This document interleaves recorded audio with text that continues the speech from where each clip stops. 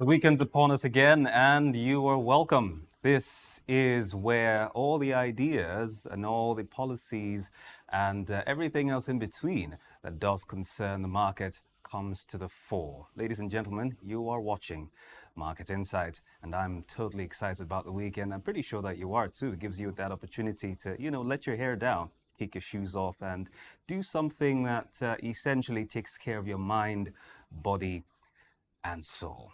That's a good thing to look forward to if you ask me. Well, anywho, it's Market Insight, and today we're talking about harnessing Nigeria's non-export potential amidst challenges. Pretty interesting what we want to do with diversification, but if, for some reason we're still struggling in that regard. We'll get into the nitty-gritty of it very, very shortly, but not before we take a look at what is happening on the floor, what has happened as the week progressed on the floor of the NGX. Once again, welcome to Market Insight. I am David Chiedu. Now, for a summary of the NGX trading, summarizing yesterday's activities and counting back to how the week started. At the end of yesterday's trading session on the floor, a total of 268,394,149 shares in 8,565 deals, corresponding to a market value of 6,758,879,164 naira 29 kobo were traded. Compared with the previous NGX trading day, talking about Wednesday, October 2, Thursday's data showed a 37% decline in volume, a 20% decline in turnover, and a 28% decline in deals. Now, the current market capitalization of the Nigerian Stock Exchange is currently at 55.8 trillion naira. Now, in the aggregate, 119 NGX listed equities participated in trading, ending with 23 gainers and 28 losers. Seplat Petroleum Development Company led the gainers with 10% share price appreciation, closing at 4,513 naira 40 kobo per share, followed closely by Livestock Feeds going up plus 9.93%, Regency Alliance Insurance going up a positive as well, 9.76%, and Caverton Offshore Support Group going up 9.63% as well. On the losing side, Dangote Cement came out last with an end-of-day price appreciation of 10% at 478 naira 80 kobo per share, followed by Mac Nichols going down 10%. That is a minus 10%, of course. Secure Electronics Technology went down a negative 7.58%, and UPDC Real Estate Investment Trust at 4.72%. That's a negative, by the way, as well.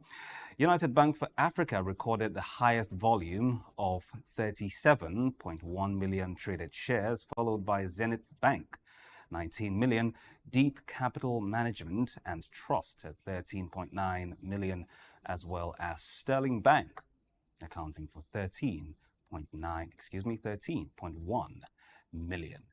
And with that, we take a look at some of these activities from a more wide-angled lens, so to speak, or a panoramic view. We'll get the thoughts of our in-house analyst this morning. We're joined by Mr. Kehinde Adeaga. He's a financial analyst. Mr. Adeaga, welcome to Market Insight once again. Thank you very much, David. It's always a delight having you over. It's my pleasure too. Yes, indeed. So let's get your thoughts. Give us an overview of, how the week has traded or how the week has fared on the trading floor of the NGX from Monday till, the summary of the activities yesterday. Well, if you look at the closing on Monday, that's the last day in the month of September, the market appreciated. In fact, significantly, to the point that some market watchers think that's the way it's going to go all through the week. Unfortunately, that result was broken on Wednesday, because Tuesday was a public holiday. And so we had a kind of bearish run on Wednesday and Thursday.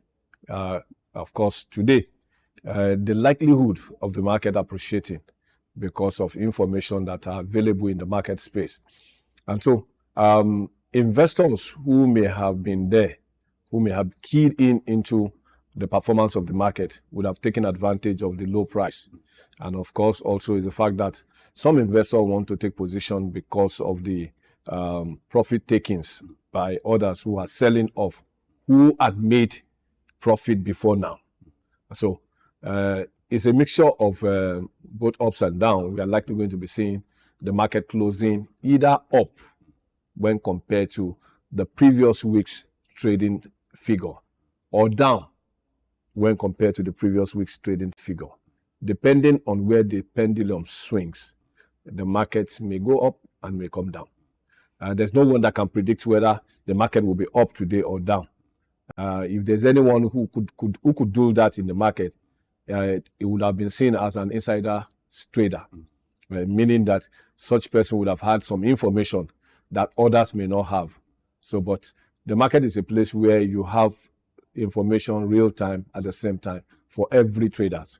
And so that is what makes it a perfect market. Interesting stuff. Yeah. Now, I didn't initially tell you a happy post-independence. Yes, let's harp on that for a little bit.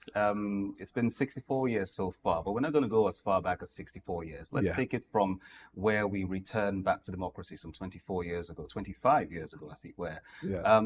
Comparative analysis, broad strokes. How would you say we fared then and now? Well, we haven't fared well by all indices. We haven't fared well because if in the past the Naira has firmed up to the dollar, and now the Naira is depreciating compared to the dollar, and you know we everything about Nigeria is benchmark on the dollar, so we cannot say we have done well in terms of performance, both government-wise, both economic-wise, both policy-wise. We haven't done so well. But I think there is room for improvement. And I think the present administration is doing what they can to ensure that that improvement turn the economy around. So if that happens, then we'll be on the path of improving our economy and ensuring that we are also being able to compete globally. Otherwise, we'll just be seen as a third world country. Of course, we have moved out of the third world country that we used to be seen. We have moved out of it. But if what is needed to be done is not done, we may still be seen as a third world country. And I hope that that will not happen to us. Hopefully that is not the case. You're still watching Market Insight. We'll take a very short break. And when we return, we'll go into the heart of the matter for today. We're talking about harnessing Nigeria's non-oil export potential amidst the myriad of challenges bedeviling it. Stay with us. We'll be right back.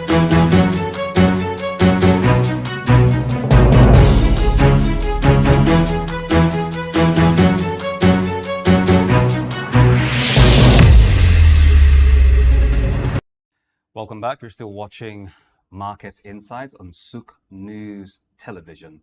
Lagos. Now, earlier we hinted that we were going to be delving deeper into some of the challenges bedeviling our non-oil exports potential. You know, we're going to be harnessing the potential, as it were, taking a look at, ways to harness the potential, as it were, when it comes to that particular aspect of the economy. Now, our quest for foreign exchange earnings has hit a snag. Now, despite efforts to diversify the economy, the country's non-oil exports have declined, dealing a blow, a huge one, dare I say, to hopes of reducing dependence on oil revenues. Now, stakeholders say that this is due to a combination of issues, now from agricultural products to manufactured goods. Nigeria's non-oil export sector has immense potential, but the question therein is, what exactly is driving this decline? What has driven this decline so far, and how can it be tackled? We'll examine these and more on the program this morning. Our guest is still with us in the studio, Mr. Kehinde Adeaga. He's a financial analyst. Now, Mr. Adeaga, to get your thoughts here, we are trying to diversify. Yeah. We are trying to improve the economy. We're trying to, shore up dollar inflow, as it will, but we are failing significantly to improve our non-oil exports. It's been over a period of 4 to 5 years now. As a matter of fact, our non-oil export accounted for about 9.65%, in the first half of this year. You want to compare that with the numbers from 4 years ago. That's year 2020, that is, where we had about 15.25%. Now the differential there is a 5.65% differential, as you were, which clearly shows a decline. What are your thoughts on this? Well, the reason why we've had that decline is simple, and it's because there are no encouragement to the non-oil producers or manufacturers. One, I think it's high time government look into the area of non-oil products. If we could develop it, if we could support it, we will earn as much dollar as the oil is given to us. Like I've said it here some time ago, that the music industry is a means of, or art industry, so to say, is another means of generating dollar to Nigeria. It's being generated by individual. It's not a fund, it's not something that is generated by the government. And so government need to look into that to see how they can harness the potentials there and encourage those who are in that industry so that whatever dollar profit they are making can come through the central bank, where they can have an adequate record of the inflow. Aside from that, other exporting products that we could have, I once said it sometime, we have yam, we have cassava, we have cocoa that can be exported, that can generate dollar to Nigeria. The problem with that is, by the time you are taking all these items out of the farm to the port of destination where it will be exported outside this country, it takes months before you get to the Nigerian ports, either by road or by rail. Unfortunately, the rail has not been functioning for years in that regard, meaning that taking goods, heavy goods from the farmland, from the farm into the interstate where it can be exported. And so because of that, we find it difficult, that's the manufacturer find it difficult to produce at maximum that can bring about dollar. There was a time I spoke with some manufacturer, and they said that they were trying to export yam, and because they have kind of prepared it, they have put what needed to be done. By the time it gets to the port here in Lagos, they discover that something that has been preserved for just 1 month got to port 2 months after the preservation, meaning that preservation would have gone bad and that product will go bad. And so it makes it they won't be able to export it anymore. So how would they do it? And then they went further to say that if only government will allow all these checkpoints on the road, especially if it is a food item that is going to be exported outside this country, they should allow them to go straight without hindrance into the port, provided that they are sure that these are food items.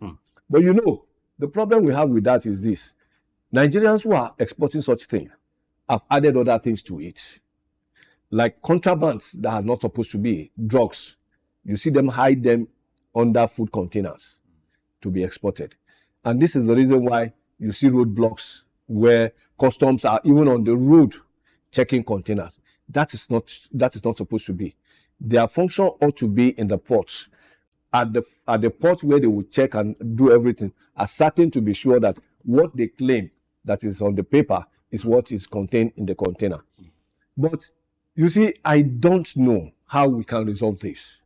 But I feel what should be done is government should set up monitoring committee, monitoring units, honest monitoring units, those that they know that no matter what is being given to them as bribe, they will not take it.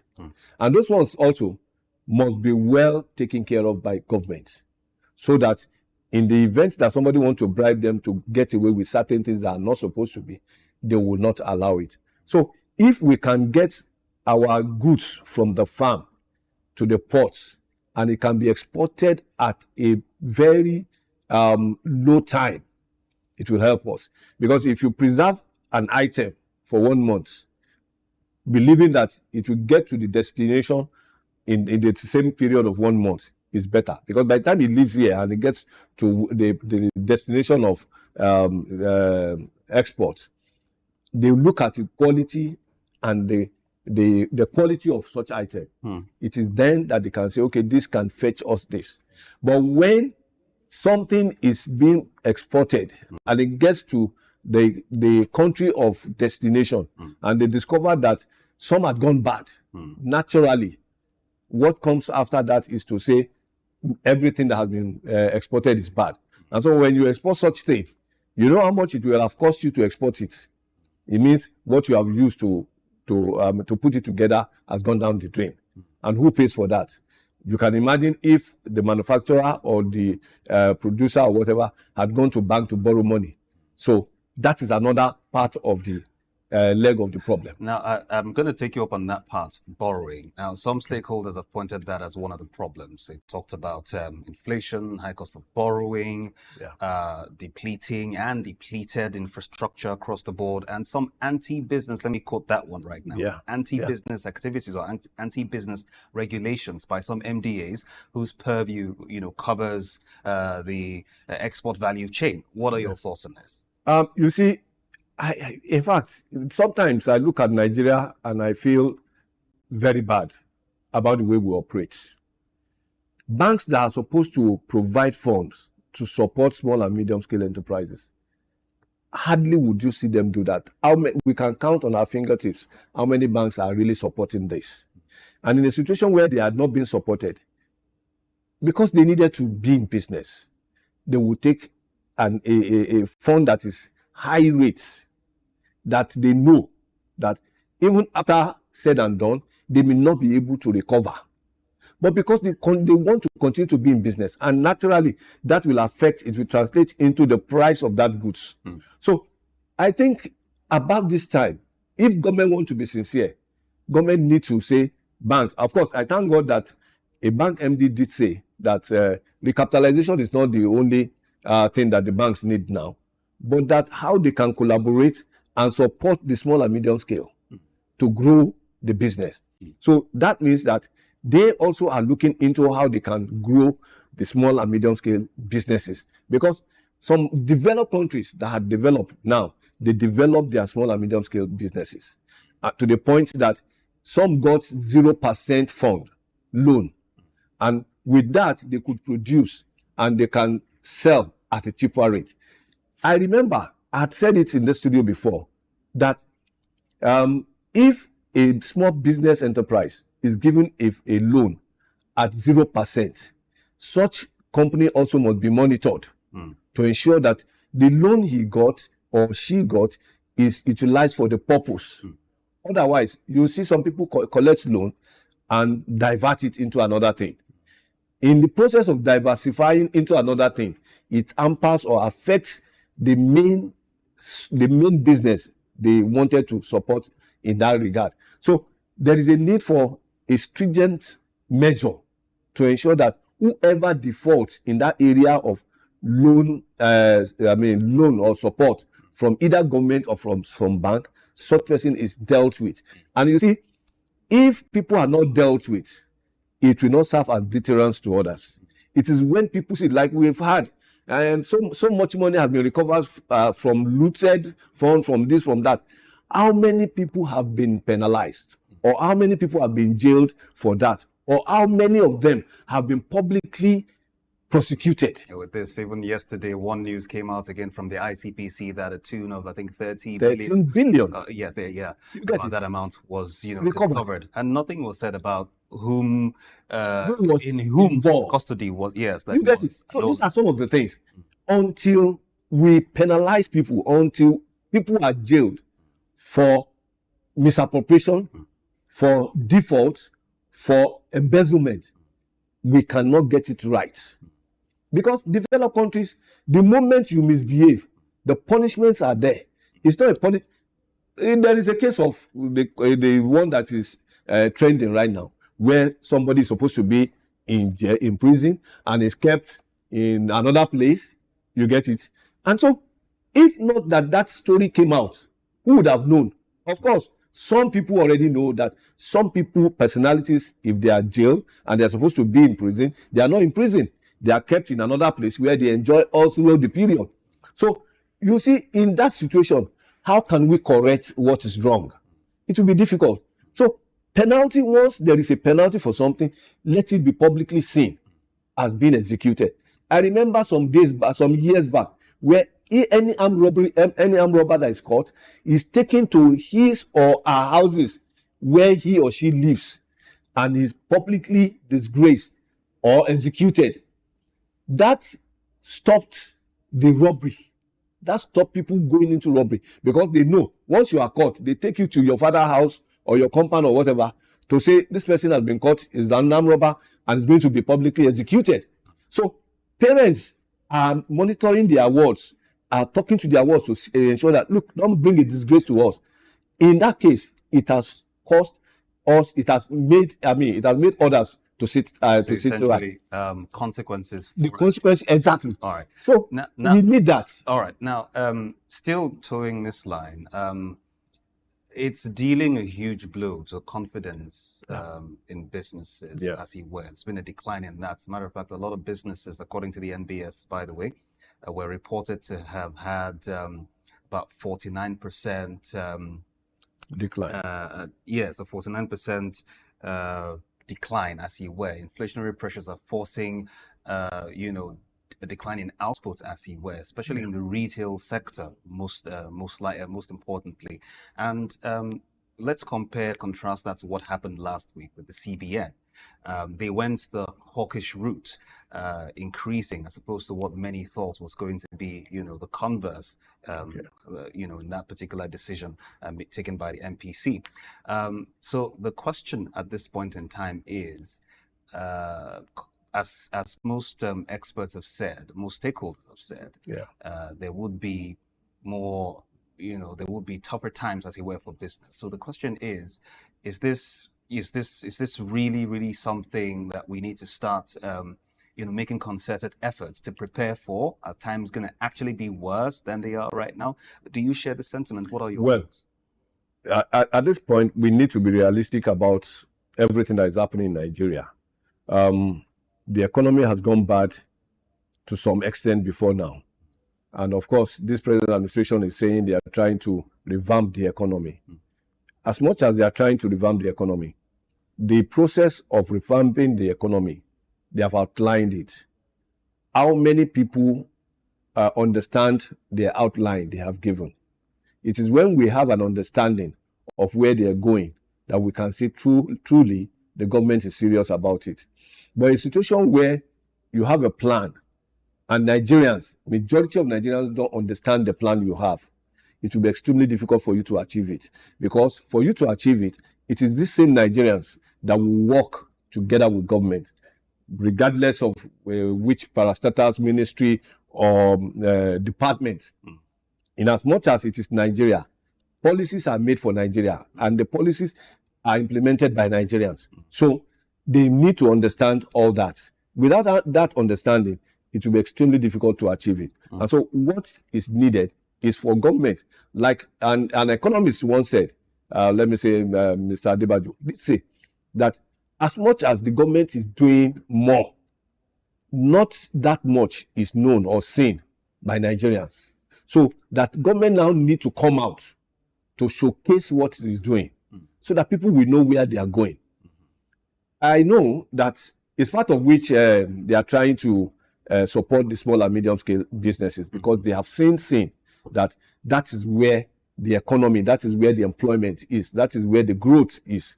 And so if they are doing that to support the economy, to grow the economy, it's better for us, whereby people understand it and people can see it. Like a bank had said that he had given over 787 billion out as loan to 500,000 small and medium scale businesses. The question that a layman will ask is, where are those businesses?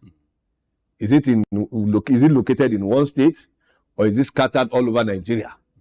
And where are the statistics to show that these businesses are growing, or that they are utilizing the loan for that purpose? So all this needed to be seen and known. And that is the reason why Nigerians are saying, government, yes, we appreciate the fact that you are trying. Yes, we appreciate the fact that things have gone bad before now.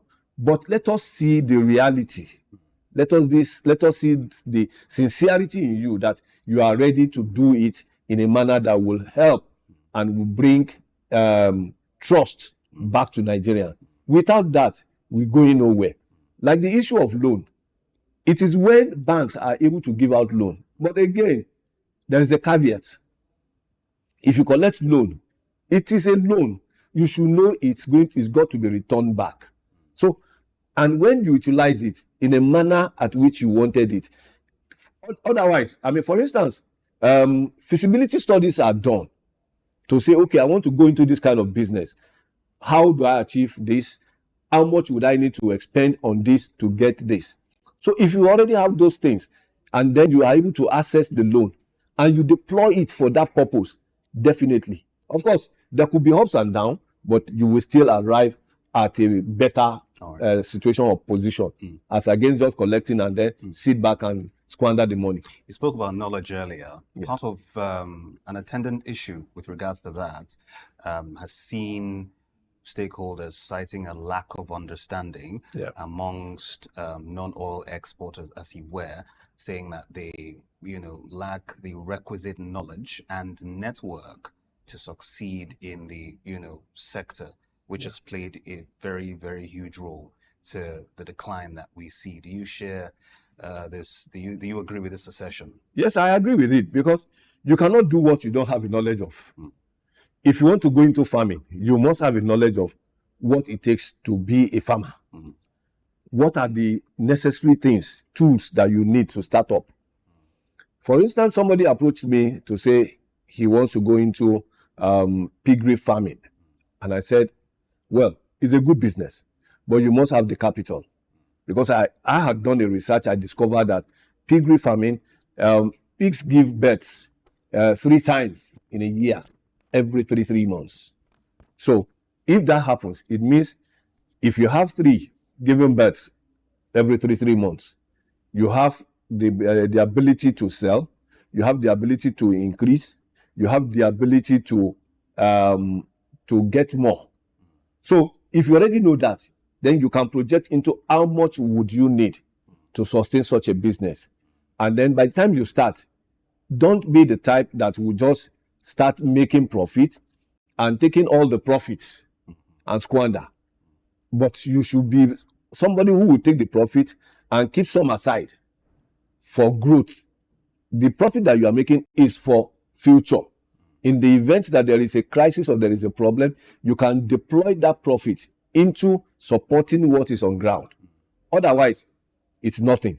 So there is a need for anyone who is going into any business to have a pre-knowledge of that kind of a business, so that he or she will know when the projection would have been there, when or how he or she can attain that level that he desire.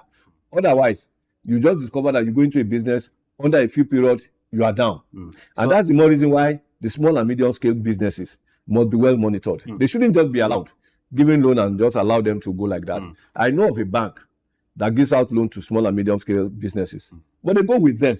They grow with them in their businesses. How do they grow with them in their businesses? They ensure that they monitor them and give them professional advice where need be, and support them where need be, because they know that the money they are giving to them is shareholders' fund and must be returned.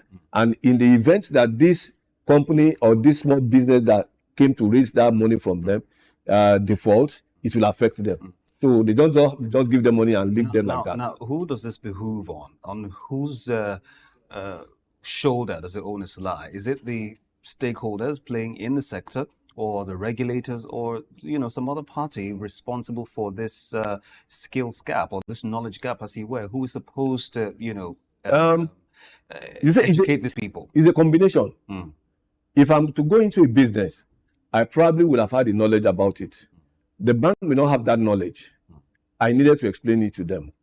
And in explaining to them, they also have a unit that looks around the kind of businesses that are around them. And so, based on the feasibility study I provided to them, they can see, and then they will know. Because in your feasibility study, you have to put into account the income, the expenditure. You get it? Now, that is this on the how do I put it now? The layman's end. They can see. If you say this thing will bring about 10,000 naira as gain for you, and you are deploying, say, 20,000, is that a gain? It's not a gain. So a banker will know that hey, come, what you have given out is not a gain, except if you are saying that to start the business, it will cost you this much, and before you get above that, it will take you this year.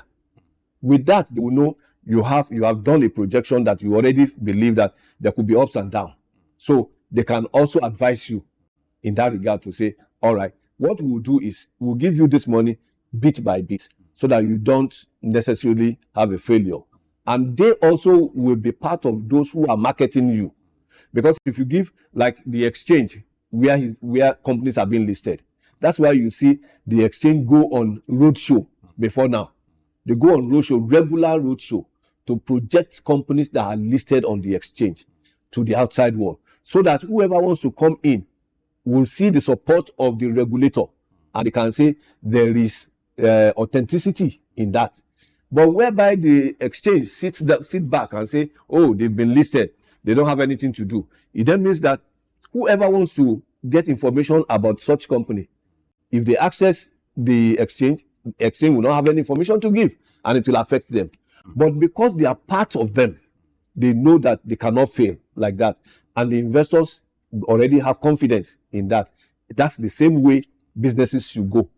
If you are starting a business, whoever is supporting that business must collaborate with those who will fund it and get a better knowledge of it, so that the business can expand and grow. Mr. Adeaga, let's look at the numbers.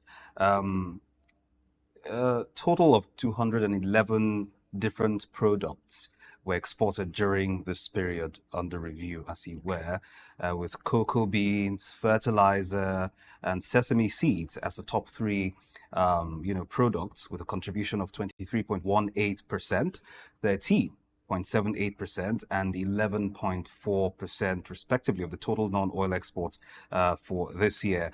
And it puts the total volume of it all to about 3.8 million metric tons. Now, we exported to 122 countries spread across Africa, the Americas, Europe, Asia, and other portions in the Pacific region. Top three destinations, by the way, were the Netherlands, Malaysia, and Brazil, with only Ghana accounting for the African contingent, as you were.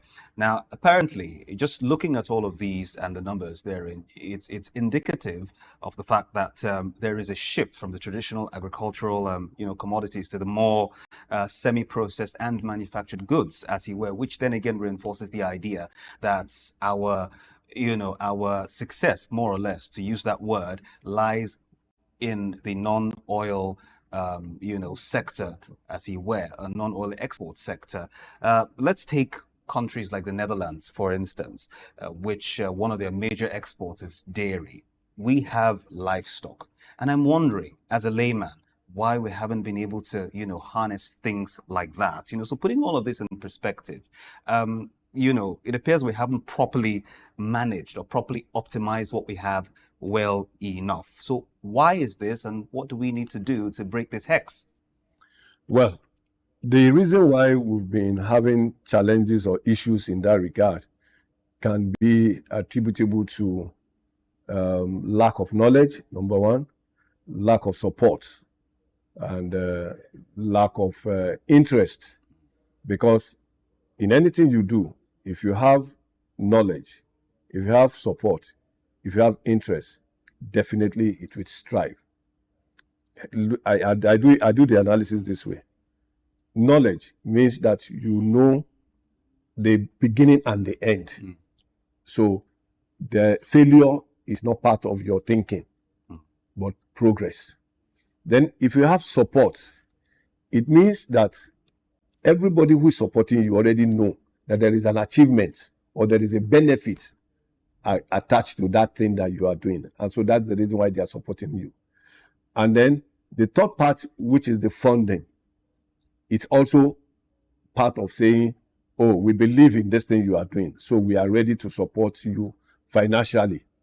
You may have an idea, and your idea can only materialize when you have the funding, when you have the support. Policy support, financial support. When all that come in place, definitely the sky will be the limit. Not even it may even be the beginning, so to say. And that's the reason why you see the likes of Netherlands and the likes of other countries that you have mentioned are thriving because their government gave them backing to support them in every area of that business. In our own case, we have problem. If a government, let us take this present government now. If they don't believe in that aspect, they will not support it, policy-wise. And so it will be difficult for any bank to want to assist you because they also are looking at government policy. Should anything go bad, that policy is a red signal already for the bank to say, oh, the government is not supporting this sector. Why should we support it financially? And so they won't support it. It means they will kill that sector completely. And that's exactly what we're experiencing now. But right now, what government need to do, government need to have people who have knowledge about certain things and be willing to put the knowledge on the table for both government benefits and for both owners' benefits. If that is done, the banks will support. You can imagine the refinery, the Dangote refinery. Ordinarily, Dangote ought to not, shouldn't think of going outside to look for money to support it. If our banks are well capitalized, they would have been able to fund it without Dangote going outside. And so the funding, they are providing the funding because they believe that there is an end to that thing, meaning that they know that whatever amount of money that may have been disbursed to that organization is coming back. So that assurance is there. Supporting from the government and supporting from the financial industry, coupled with the owner of that business, knowing that there is a benefit attached to this business. So it will strive. It will strive. Otherwise, forget it. And that is the reason why you see developed countries making inroad. Nigeria has become a dumping ground. Yes, whereby things that we could produce or manufacture locally are being exported to us. And because we don't regard our products, we don't attach quality to our products. In fact, if you bring a shoe that is made in Ghana and you label it US, it comes to Nigeria, it supersedes that of Nigeria. And people will buy it higher in dollar because it will have been rated, benchmark on dollar. And they'll buy it higher than that. Whereas if you go to Aba, the same shoe is being produced with quality and you can get it at very low price. But because we don't value what we produce, we believe more on what is being exported into us, to us. And then we say, this is a foreign something. You remember, even at this studio, I've said it once before, that government need to lead the road, champion the cause, make sure that everything that they want to buy or they want to use is made in Nigeria. If everything that they use is made in Nigeria, Nigerians wouldn't have any choice. This issue of importing, exporting will be something that can be resolved under a period. Then we'll now be able to export certain things. We have so much that we can export that are desired from other countries, but we are not taking advantage of them. Again, maybe as a result of greed of Nigerians. When you are supposed to produce something that is quality, you are producing near quality, and then you expect to compete with quality items. It's not done. You recall there was a time it was all over where they claimed that Nigerians will go to China to say, produce this thing, but this lower the standard because my people, this is the standard they can afford. You don't do that. But if you agree that this is the quality of thing you want and the price is attached to it, let me bust your brain. Right now we are enjoying almost 24-hour power supply.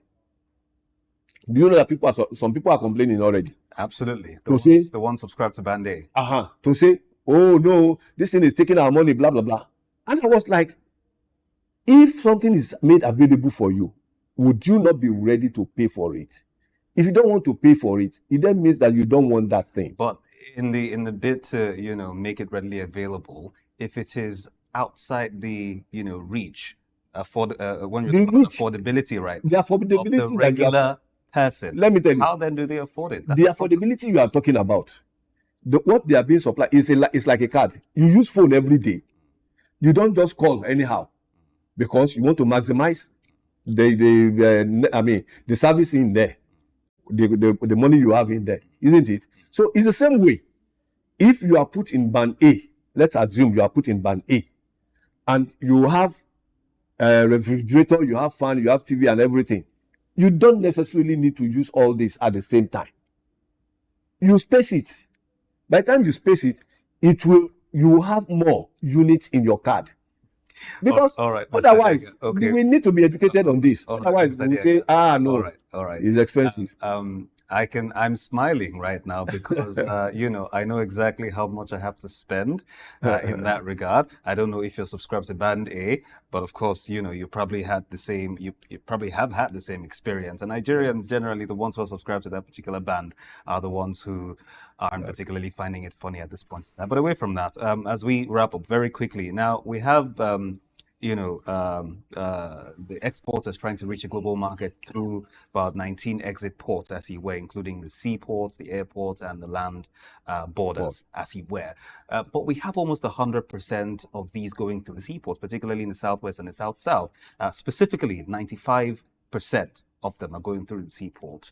I'm curious, is this a good thing? What are the implications therein if it feels some way, somehow like we're putting our eggs in just one basket? What are you? Very quickly, please. Well, we are not putting our eggs in one basket. We are diversifying. And if you must diversify, you must go through the challenges of diversification. And these are some of the challenges of diversification. If you must export and you want that export to get to its destination, you can't use just one port. You try to see how many ports you can use together at the same time. No, but I'm saying you have the airports, you have the land borders, you have the seaports. Yes. But when you have 95% of the exit routes through the seaport, what does that leave us? It goes through the seaport because it's cheaper, although it's a longer period, but it's cheaper compared to when it has to go by air, which is we have by air or by sea. We cannot talk of rail because we cannot link the outside world by rail. So these are the two ports that we can link outside the world. So by sea is cheaper, but it's longer in getting to destination. While by air is expensive, but is faster. So we need to choose. If the goods that we are exporting are goods that can perish within a period of time, then we should be looking at doing it through the air so that it doesn't go beyond the period of preservation. And if it is something that the preservation can last for about 3 months, we should be thinking of doing it through the sea. And that will reduce the cost on us. All the cars that you see that are imported into the country came by sea. And of course, they are cheaper when they land. Though Nigerian factor put together, you still see it, the price go up. That I wouldn't know why Nigerians are like that. You can imagine somebody buys something for 10 naira and he wants to make 100% gain on it. So we need to talk to ourselves too, not the government alone. Even Nigerians, we need to reorientate ourselves and re-educate ourselves on so many things, because the developed countries that are making it, they have a way of getting it together. Greed shouldn't be the paramount thing. What should be paramount is the country itself, how we can move the country forward. Once we have that loyalty to our country, then we will get somewhere, because loyalty matters. All right. Thank you very much, Mr. Kehinde Adeaga, for your thoughts on the program this morning. We do appreciate your time. Many thanks for joining us. That's Market Insight today. We've been talking about the non-oil sector, non-oil export sector in the country, and the challenges therein, as well as the solutions going forward. Mr. Adeaga has talked about a lot of things, but at the center of it all is support and the right galvanization from, or the right facilitation, if you like, from the government across all levels, so that we can produce more. And the more we produce, the more we're likely to export. And the more exports we have or we make, the more robust our economy gets and the more growth that we can record. So we're hoping that that will be the case. That's it on Market Insight today. But before we go, quick look at the currency market. Monday, Wednesday, Thursday, and today, we're excluding Tuesday because it was a public holiday. We saw transactions, or rather, we saw the exchange, rather, on the official market, with Monday having the Naira to dollar exchange at 1,685 Naira. Wednesday sitting at 1,619 Naira. Thursday, 1,560 Naira. And then, of course, today, it's also remaining that way at 1,560 Naira. That is what it looks like on the Forex market today, October 4, 2024. And that is the total package on Market Insight this beautiful Friday morning. Many thanks for watching. Do stay with us. The news update is up next at the top of the hour. I am David Chiedu. Have a great weekend.